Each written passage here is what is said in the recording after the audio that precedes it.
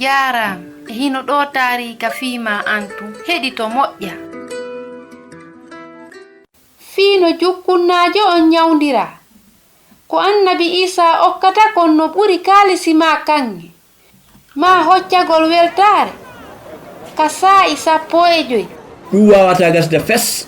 Ko non woniri ndaaro himo waawi yawde. no gasa hara himo mari nando makko.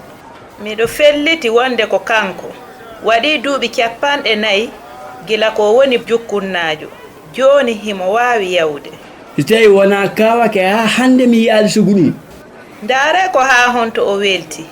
Hakke ko o welti himo hoccaade weltaare. Ko goonga himo yawde himo hoccaade manta Allah. Yimɓe ɓen no ndaaramo kanko e Petrus. ko fi on ɗum ndaari ton men wono ni wasi tawi ko menen immini o jukkunnaajo o waawi yawde ko annabi Isa waɗi ɗum gomɗingol inde makko nden addayno kawake laatora. Nyallal ngal fuɗɗori wano nyalaaɗe hedditiiɗe ɗen no. Fewndo ka fana Petrus e Yohanna no yahude ka juulirde mawnde. Hiɓe wowno toragol sowno kala ka juulirde mawnde e saa'i 15. Ko e saa'i hombo torotoɗa? Ka dambugal goɗɗo darni ɓe. Jukkunnaajo torotoɗo fontani ɓe jungo fii toragol. Habbe yurmelan okkorelan kaalisi. Petrus e Yohanna ndaari torotoɗo. Petrus wiimo, mi ala kaalisi ma kanŋe mi jogaaki jawdi kono noon mi okkorte ko mi jogii kon immo waawa yahude e inde Isa almasihu joomi on.